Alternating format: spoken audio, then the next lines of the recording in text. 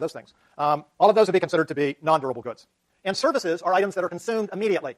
Electricity, transportation services, a ride on BART, a ride on an airplane, lectures, educational services, legal services, all of those types of things. You pay for it, you consume it, it takes place at that time. Doctor's visits, those types of things. Services are about 55% of the total.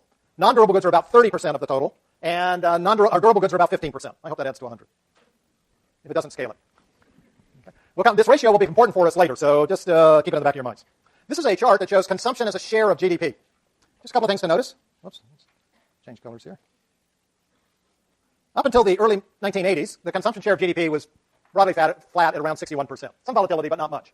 From the early 1980s on, we've seen a huge increase in the share of GDP that is accounted for by consumer spending. So we're now up around 69%. And we've kind of flattened out, and if you look real closely, you might see, maybe a slight downward trend there. So when you hear about the United States, to get the economy going, we need to boost consumer spending. One of the reasons that people can say that is looking at this chart. If nearly 70% of all economic activity is accounted for by consumers, it's awfully hard to get the economy to grow quickly without the consumer participating. Okay? Now, not every country has consumption share that's this high, and we'll look at some data on that in just a minute. Okay. Now, investment was our second big category. So with investment, we need to be a little careful on our language here. So economists use the term investment differently than almost everybody else. And even economists are not particularly clear on exactly what they mean when they use the word investment, because they assume that other economists can understand what they mean by the context. What we mean by investment in our GDP accounting is investment in physical productive assets. Right? So this is machinery. This is transportation equipment. This is warehouses, office buildings, hotels, electrical generating plants, natural gas pipelines, all of those kinds of things that we need to build and have a lifetime over a number of years. So that's and what most people mean by investment, of course, is a financial investment. Right? So you talk to most of your non-econ friends and you say, what do you think investment means? They'll say, buying stocks and bonds. Right? Okay, that's not what we mean here. Okay? I will try, although I tell you I'm an economist and I'm very guilty of being like other economists and not using this language as clearly as I should. I will try to make sure that I say financial investment when I mean financial investment, and either investment or physical investment when I mean the part that goes into GDP. Now, the investment can actually also be broken into three categories. What we call business fixed investment. This is the investment businesses undertake. New equipment, new structures, and new intellectual property products. So intellectual property rights, research and development fall into that. We also have residential fixed investment. This is the construction of new housing units.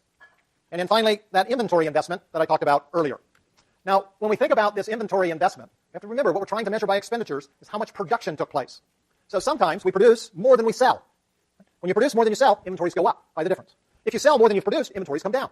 But if we want to get the right measure of production, but we're counting expenditures, we need to look at that change in inventories to get the adjustment back to production. Oh, okay. So the question was, does residential investment mean houses that people buy, or could it mean a business investing in it for its own purposes, right? Investment purposes. Either, right? So if you buy a brand new house as an individual, when it's constructed, it counts as residential fixed investment. If a company builds an apartment or condominium complex and owns it and rents out the properties, it still counts as investment. So it doesn't really matter who actually ends up buying the units. So this is a chart of investment activity as a share of GDP. The two things that I would have you notice about this is that it does not appear as if there's any long-term trend. It seems to be somewhere around 17%, maybe a little more, maybe a little less. But no long-term trend like we saw in consumption. The other thing to notice, it's really volatile.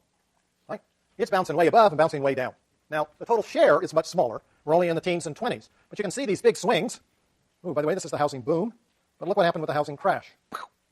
Big, big change. We went from just under 20% to about 12.5%. 8 percentage points of GDP share that was lost. You can also see that even though we've bounced back, we've only recovered half, maybe even a little bit less than half of our investment share before the recession started. It will turn out later when we talk about short-run business fluctuations, this fluctuation in investment is one of the big reasons we have business cycles. Okay, our third spending component is what we call government purchases. And we have to be clear here, these are government purchases, not government spending. When we talk about purchases, we're talking specifically about governments buying goods and services, whatever those might be, final goods and services. So here's a look at government share of GDP. And a couple of things to notice here. It's a little bit bigger than investment. The share had fallen between the 50s, 60s, and early 70s to the late 70s, 80s, up until about 90, and then we've been on kind of a roller coaster ride since then. This big increase here was the Stimulus Act of 2009 in response to the recession, and this decline here is most of that stimulus money disappearing. It got spent. It was not a permanent increase in expenditures, but only a temporary increase to fight the recession. Now we have, oh, by the way, this is a chart that when I show it to most lay people, baffles them completely, because almost everybody's sure that government as a share of GDP has just gotten bigger and bigger and bigger and bigger over time. But here, remember, what we're talking about is government purchases, what they buy of goods and services. There's another big component of government spending, and that's what we call transfer payments. So a transfer payment is nothing more than a payment for which no goods or services are exchanged in the current time period. So we could think about something like Social Security or unemployment compensation or food stamps or welfare payments. All of those are things that an individual might receive, and at that present time, they don't have to do anything for it. They don't have to provide goods or services to the government to get it. They may have had to do so in an earlier time period. They may have to have paid Social Security taxes, or your employer may have to have paid unemployment insurance taxes, but you qualify by being a certain age, or by being unemployed, or having a certain condition. It's not that you have to do something in exchange for the transfer payment. Okay? Now, those transfer payments are not included in government purchases. So this is transfer payments as a share of GDP. Notice that up until the mid-60s, they were very tiny, only around 5% of GDP. And then starting in the late 60s, up until about a decade later, we saw a steady increase that basically doubled the size of transfer payments. This was primarily, not exclusively, but primarily a function of Medicare being enacted in 1966. So Medicare provides health care services to people 65 and over, and that came into effect and was expanded. Notice we then stabilized out, and there was a jump here, which I'm not sure exactly why, kind of stabilized out here, and then with the recession, we saw a sharp increase, primarily on employment compensation and supplemental nutrition assistance program or food stamps. And as the economy's gotten a little bit better, and the unemployment rates come down, that has trended off just a little bit. But we're still well above where we were before the recession hit. So if we combine those two, this is what we see. And here you can see what most people think has happened, that the government's gotten bigger and bigger. We had the boom in the late 90s, which made the government a little bit smaller, and in the recessions that we've had since then, spiked us way up, although we've come almost all the way back down since then. Our final expenditure category is net exports. So remember, exports are things that we produce in this country but sell abroad. Remember, we're trying to measure domestic production, so we want to include exports. Imports are things that were produced abroad but bought here. So we need to get those out of our calculation. However, consumption, investment, government purchases include imported items. So we need to subtract out imports, but we need to add in exports. And this shows you the pattern of imports and exports over time. Notice up until the early 80s, the trend was fairly close, not much of a gap between the two. Since then, the gap has grown large. Looks like it's diverging, although the squiggles, the movements up and down, still seem to follow one another. And if we looked at net exports, what we would see is that during this period of time, plus or minus 1% of GDP, so not much going on. But since 1990 in particular, sharp deterioration. Then with the recession, we had a quick improvement because imports fell a lot more than exports did. And then we've been kind of hovering around, giving back a little bit of that since then. Now this particular chart shows a cross-country comparison of the expenditure approach. So here's the U.S. with their almost 70% of GDP. But notice all these countries are around 60% of GDP, except for China, which is only around 30% of GDP. So if we look at countries, we would say, yeah, China definitely looks to be an outlier. And we could say, well, China's a developing country. But guess what? So is India. And India has a much higher consumption share than China does. The second thing to notice, China's big share is in investment. So they're building investment left and right. Everybody else is roughly the same, give or take a little bit. And except for India and China, most countries' investment share and government share are largely similar. And net exports is the tiniest share for everybody, some positive, some negative. Okay. So we've talked about the production approach, product approach, market value of final goods and services. We've talked about the expenditure approach, total spending on final goods and services. Now we can think about the income that's being earned in the production process. Okay. So again, notice 2, 3, 4, and 5 are exactly the same as we have before. So all of that stays the same. So all we need to do then is think about how we measure income. And it turns out, mostly again to confuse students, there's not 1, there's not 2, there's not 3, there's not 4, but there are 5 different income measures that we need to talk about. The first is gross domestic product. Gee, we've already talked about that, right? So gross domestic product is going to give us the gross income we earned in production that takes place within the boundaries of the United States. One of the things, though, that we need to recognize is that there may be either foreign people or foreign companies operating in the United States who take some of their earnings and send them back to their home country.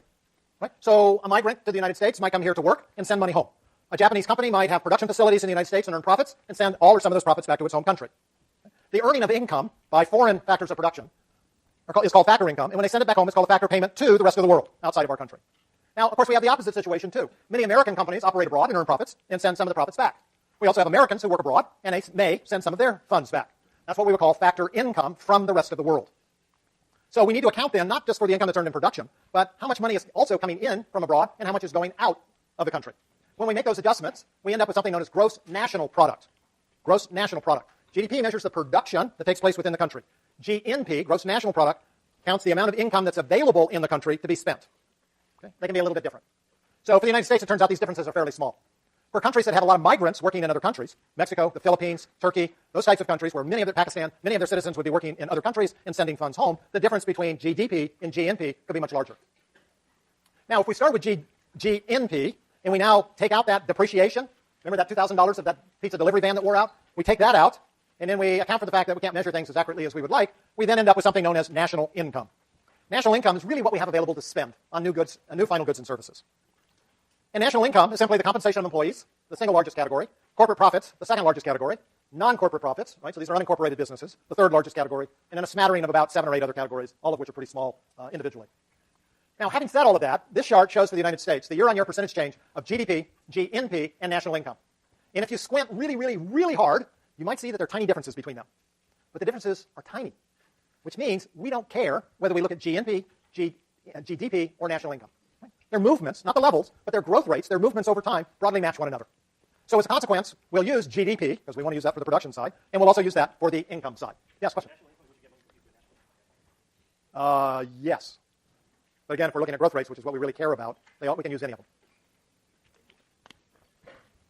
Okay.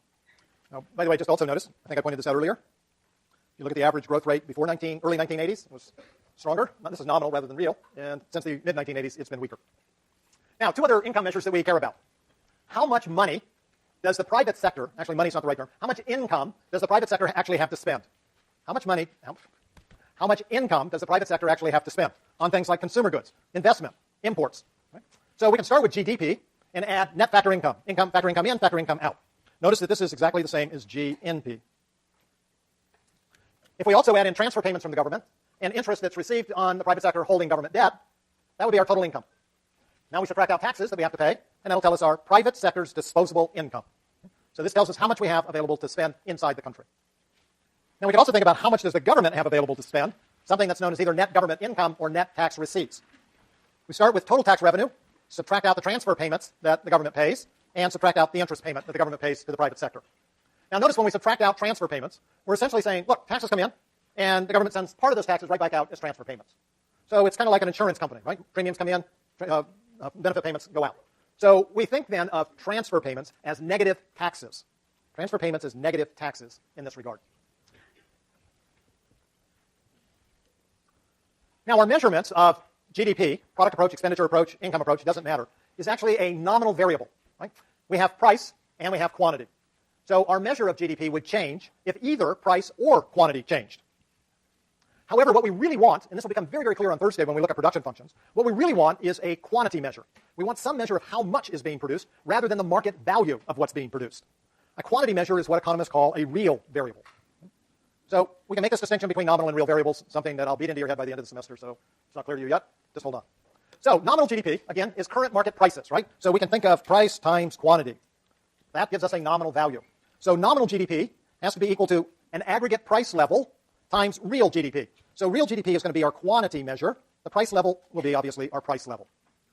Now, we can also rearrange this to see that real GDP is simply nominal GDP divided by the price level. Real GDP is nominal divided by the price level. What we actually measure in the economy is nominal GDP, right? We can see prices. We can take the market value and all those types of things. So nominal GDP we can measure. We can see the prices. We can get those prices out there. So we actually have nominal GDP and the price level. Real GDP is the ratio of the two. So notice, if you mismeasure nominal, or if you mismeasure the price level, and in particular, if you've mismeasured both, your measurement of real GDP is going to be wrong. And if you mismeasure nominal too high and price level too low, or vice versa, then your measure of real GDP could be off quite a bit. Okay, so we need to think about price levels, and price levels takes us into inflation. So the first thing that we can say is a price index, when we think about the aggregate price level, is nothing more than the weighted average of all the goods and services that we buy. So as an example, if we are spending 1% of our income in the aggregate on computers, then the price of a computer would have a weight of 1%. If we spent 10% of our income on food, then the price of food in the aggregate would have a weight of 10%, and so on and so forth. So it's just simply a weighted average where the weights depend upon how much our consumption or expenditure pattern looks like.